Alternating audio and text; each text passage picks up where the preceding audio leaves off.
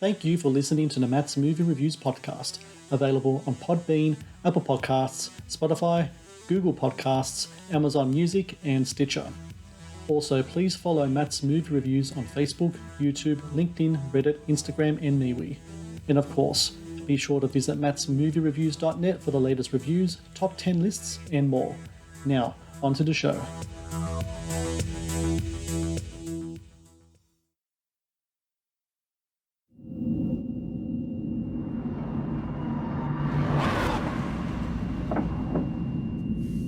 Do you intend to answer all of the questions truthfully? Yes. Your sister was the victim of an assault. Let's just start at the beginning. I was attacked. Did you recognize your attacker? Was it somebody that you knew? No. Were any of the injuries attributed to this assault self-inflicted? What? The results of your toxicology screening had cocaine, MDMA, and methamphetamine in your system, in addition to the alcohol. If you lied about the whole thing, I will lie with you. I just need to know. I'm not making this up. The prosecutor is going to imply that these wounds are self-inflicted. No, I was attacked. There's an actual monster after me. The DNA evidence from the crime scene came back inconclusive. I'm not crazy. I didn't make this up. Things like this keep happening because we aren't willing to see them. I'm not gonna let it win. And last night, I swear to God, I'm driving home from the police station and I hit it with my car. Monsters are real. The monster that did this to me is still out there. All of these women are running or dead. It will be back.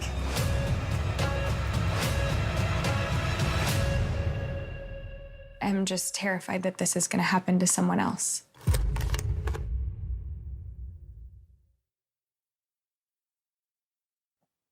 Hello and welcome to the Matt's Movie Reviews podcast. I am your host, Matthew Pejkovic, and this is episode number 413. Releasing March 4th in select theatres across the US and on digital is Take Back the Night, a horror thriller that stars Emma Fitzpatrick as Jane, a troubled young woman who one night in a dark alley is assaulted by a monster. When neither her family nor the authorities believe her, Jane takes it upon herself to track down a monster to win back her freedom and perhaps even her sanity. A frightening creature feature that tackles important issues of sexual assault and trauma. Take Back the Night also marks the feature film debut of Gia Elliot, who I'm glad to say joins me now on the podcast. Gia, thank you so very much for your time today. Thank you so much for having me. Absolutely. I talk to independent filmmakers all the time, and I know the longevity that these projects can take. In regards to Take Back the Night, this is a film that's 4 years in the making. Now that the movie's being released this week, what's that feeling like for you? I know you've done festival screenings, but this is really the first time that like a mainstream audiences are going to put their eyeballs on this, isn't it? Yeah, I mean, like, candidly, I don't know that I'm okay. Like, the best I can describe it, my husband last night was like, "Are you okay?" And I was like, "You know that yeah song Maps?" The like, wait, they don't love you like I love you. Like, it's crazy to me that I have spent 5 years in a film is something that is alive, right? You're interacting with this thing that is a life force, and it's like, it's my child. It sits here on my drives on my desk. I can like edit it if I want. I can change things. Like, we can continue to have this relationship that we've had for the past 5 years, and now it's like I'm sending it off to college, and it feels very emotional. Because once you send it off, it's for other people to kind of look at and frame and everything else, isn't it? It's not in your hands anymore. Yeah, and it's dead a little bit. Like, it's creating its life force on its own, but I can no longer crack open an edit and add a scene. I can no longer read a news break and be like, you know what else I should add to reflect the way that, sexual violence law is being prosecuted, like have new information, like it's frozen in time. And that proposition is scary. Well, let's go back those 4 or 5 years and to the beginning. You could easily have made a film in regards to the subject matter that you had and feature, real monsters, because a lot of them, and they have shown themselves in their ugly forms over the years, back over in LA, here in Australia as well. However, this film it's like a creature feature in regards to the monster itself. Why go down that road as opposed to going like, the road where you could use real life examples? Because I find it a really kind of interesting use of allegory and also just that kind of genre horror filmmaking that you placed in there. Was that something that was always there from the beginning, or has that kind of just developed over time?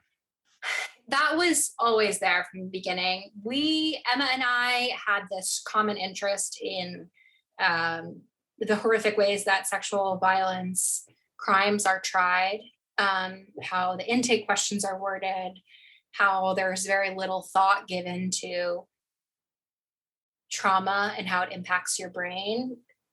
And it seems that psychologists maybe haven't even been consulted in creating intake questions for survivors.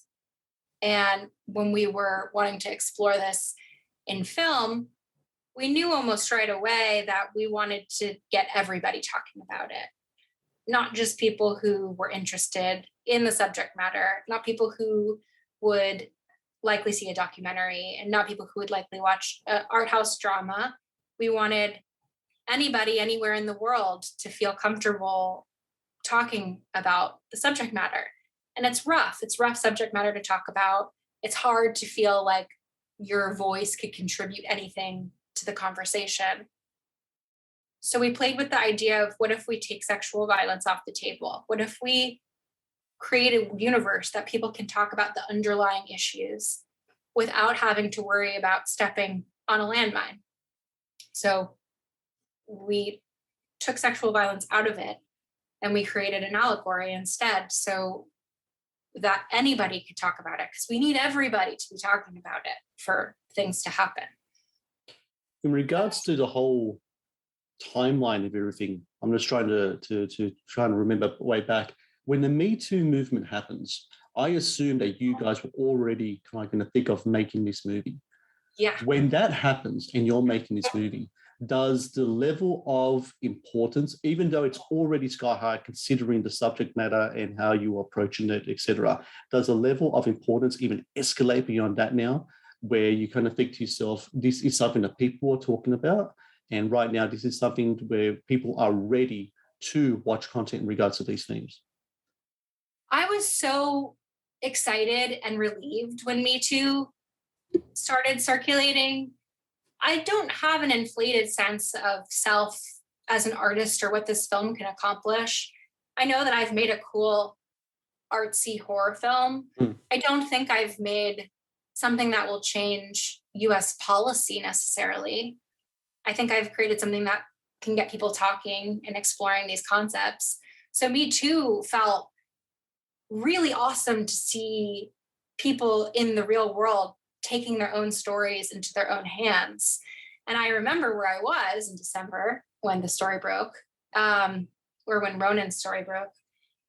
I was sitting in the edit bay and I looked at Emma and the editor and I was like, don't be mad, but I'm going to go, we need to shoot some more stuff. Because Jane was already an influencer. Social media was already teased at in the story, but I was like, we need to add a significant amount of social media because that's where the change is coming from.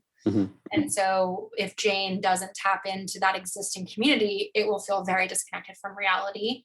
And so since that was what was actually happening in the world, that's what, we went back and added our applause. It's really interesting, isn't it? The internet is such a fascinating and frustrating place at the same time.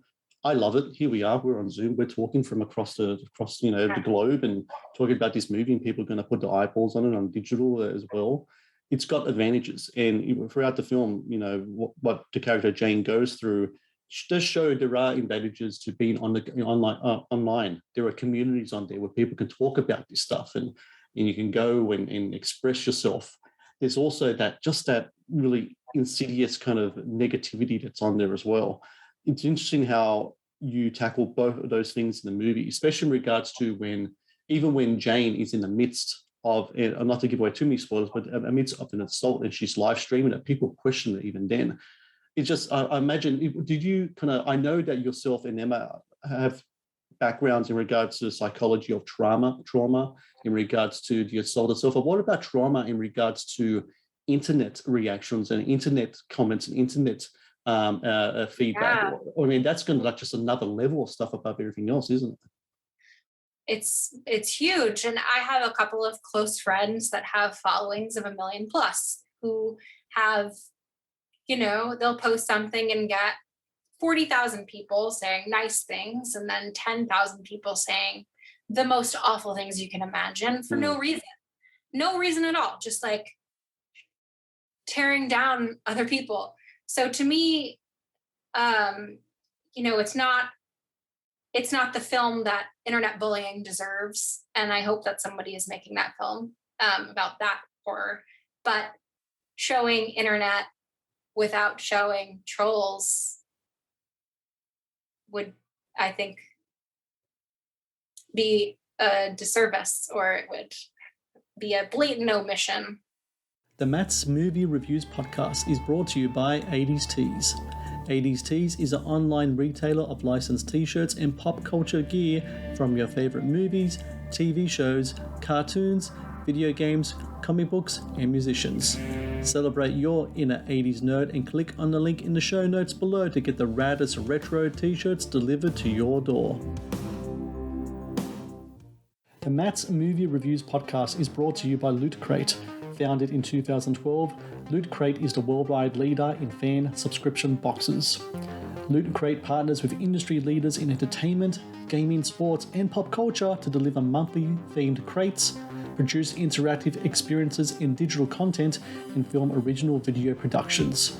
No matter what you geek out about, Loot Crate has a subscription box for you. To get your very own exclusive collectibles, apparel, and gear delivered to your door, be sure to click on the link in the show notes below. The Matt's Movie Reviews podcast is also brought to you by Vudu. Watch the latest movies and TV shows anytime, anywhere. No subscriptions, no contract. Enjoy stunning quality in up to 4K ultra high definition at home, and download and watch on your mobile device as well. To rent and buy from over 100,000 titles or watch thousands of movies free with Vudu Movies on us, be sure to click on the link in the show notes below. Now, back to the show.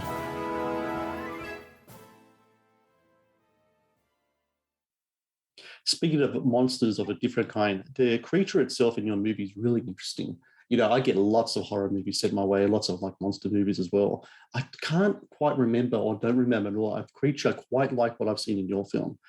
I guess you can call it a shadow monster, but there's other elements to it as well. Kind of like it's kind of like a real kind of vibrancy to it, but that combined with the darkness. I imagine there's scent connected to it, considering the flies that are hovering around it as well. Where did you kind of come up with the concept for this? Is there any type of basis to any type of mythologies? Because there is a scene in the movie where the character Jane goes to the library, she's just plowing through all these kind of books. Are the books that we're seeing on screen kind of like real books that you guys actually gone through in regards to trying to find this creature and how you're going to frame it on screen? They are real books. They weren't necessarily the books that we used. Emma's a real mythology nerd. She was pulling, from loads of her own sort of mythology research. And then we were also just playing into the point of the monster and the allegory of the monster. It was created by another team of women. The puppet maker, Chelsea Pickens, created the costume. Karina Kinnear, the dancer choreographer, brought it to life. Shannalise Barnett was our VFX artist, and she created all the VFX around it. And the conversations that we were having around the monster were like, this is the dark spot in your narrative, right? Like, this is the void coming to suck you in. This is darkness. Vanta Black had not been created at the time that we were creating the movie. If it was, it would have been my touchstone. It would have been like Vanta. It's a hole it's a burnt hole in the, in the film. Like, it's just darkness coming for you. And then we wanted it to be like, it's coming for you. So it had these hands that were like decaying hands. They were death itself, going to suck you into this dark madness. And then Shannalise Barnett, something that she was doing in VFX that I think the way that you described the monster validates her intent here, which was she was trying to create something that escaped the describable Mm-hmm. by changing the dimensions of its torso in relation to its legs and just turning it, slightly on its ear enough times that you're like, I don't even know that I know what it looks like, even though you've seen it quite a bit. And then the flies add this sort of grounded, real world element to it so that you're not relying on a repetitive score. You're not in a movie, you're in the world. You hear flies, this thing's coming for you. And it's also, with the flies swarming around it, sort of mirrors the allegory as well. Like, this is a tragedy that's happened to Jane, but it's an alive organism that lots of people are feeding off of, are swarming around. And so that is also reflected in the monster. The other monster in the movie is that of trauma.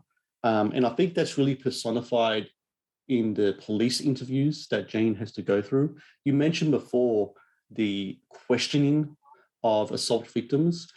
I cannot put myself in that position whatsoever. I've never experienced anything like that, so I can only go by what's in your movie. The questioning that's asked in that movie, is that kind of like what is actually happening in police headquarters? We pulled some transcripts of the training that police get and incorporated as many of those questions as we could into the dialogue, sort of brilliantly brought to life by Jennifer LaFleur, and incorporated that into the script. And the main issue that I have with the intake questions is it seems like the easiest spot to prevent a lot of heartache in the way that these sexual violence cases are handled. A survivor has just undergone, if they've reported immediately after the event, they've just undergone a PACE exam, which is 6 to 8 hours of a very intrusive exam where you're naked. They take a tongue depressor, they scrape every square centimeter of your skin to see what DNA will fall out. They scrape underneath your fingernails. They comb through your hair with a lice comb to see like what will fall out of it. They swab like every crevice of your body. It's really brutal. It's a trauma all over again. And then a cop shows up and asks you loads of questions. And in this moment, I think you're quite aware of what it looks like to be a good victim and what it looks like to be someone who's worthy of not being harmed. And it's easy to have that consciousness weighing on you. Meanwhile, your right brain and your left brain have stopped talking. They've stopped coding memories in a normal way. They are trying to, your brain is building a survivor in those moments. Your brain is not building a case. And the way that they ask those questions doesn't really account for the brain science that's happening to those people in that moment. It's treating them like they're just a normal person experiencing a normal day. And because of that, you get a lot of lies in the intake questions, inadvertent lies. But when you say them on the stand, they sound like a lie. Oh, I wasn't really drinking. Okay, then that gets in the cop's note as I wasn't drinking. Then when you go to investigate, oh, well, they actually had 3 martinis, and then the person's like, well, I didn't really think that was relevant because like the martinis had nothing to do with the event, And so you get a lot of people that suddenly seem like they're not trustworthy narrators of the story. And it's really interesting because it works in a certain psychological context in the viewer as well. Because even though we are witness to what's happened to Jane in the movie, we've seen the monster ourselves. The fact that you laid down the groundwork about her, who she is, how she kind of conducts her life, etc. We all, for some reason, there's seeds of doubt, even though we're watching what's happening. Are we watching her madness? Is she imagining it all? We're questioning it because of the context of, her drug intake, her alcohol intake, her character, whatever. And it's just such a really interesting juxtaposition because we've witnessed what she went through, but we're still questioning ourselves. And I think it's a really kind of interesting way that yourself and Emma kind of put it together. You could have made a movie where, it's just, Sunday school teacher walking down the road, kind of innocent, kind of like very much like the trashy 80s stuff you should do. Yeah. You didn't. It's not. That's not. But that's not the point. The point is that a victim isn't a victim because of character. A victim is a victim because of circumstance. And I think that's a really kind of interesting thing that you put out there. Yeah, part of that is also why we wanted to use the monster movie as the vehicle to tell the story as well. Because if you saw an assault, you would know the whole time that you're watching the fallout of an assault and everyone else is mean, right? They should just believe Jane. But it's set here in this universe. It's not a DC movie. It's not a Marvel movie. Monsters aren't commonplace in this world. If someone tells you, I was attacked by a monster, your follow-up questions are like, oh, wow, okay, what else are you seeing? You know, you're worried about their mental health. So part of using a monster allows us to truly go on that journey of disbelief that survivors experience regularly. What type of feedback have you gotten during your festival runs? Have people come up to you that maybe experience things similar to what Jane experienced? Not so much, of course, in the monster context, but in regards to the themes itself. Do you have people actually coming up to you and saying talking about the importance of the film? And even though you have made a creature feature, you are tapping into subjects that can be very primal and raw for some people. And I'm sure that there's been some feedback in regards to that. Yeah, I made the movie. I have the capacity to hold space with people, and I have shared a lot of, tearful hugs after the film. And I hope that anybody who is impacted by the film feels comfortable, if they want to talk to me, they can, slide into my Instagram DMs of the film's Instagram, or they can email me. I will respond to every person that reaches out to me. Well, for everyone out there listening, March 4th across select theatres across the US and also on digital, Take Back the Night. It's a gripping movie. It's a really well done independent creature feature. I've got to say, I know that, working with independent resources, it can be hard to put this stuff together, but you did really good work, both yourself and Emma. And for everyone out there listening, I encourage you to check it out. If you're in LA, if you're in the States and you can watch in cinemas, please do. Let's get back to cinemas and get that rolling. If you can't watch it on digital, you have a great time, and it's an important movie too. And Gia Elliot, I thank you so very much. Congrats on your feature film debut, and thank you so much for talking to me today. Thank you for having me. Thank you for watching the Matt's Movie Reviews channel. Please subscribe for more reviews, podcast interviews, and exclusive content. Also, if you would like to request a review and support my work, please join my Patreon via the link in the description below.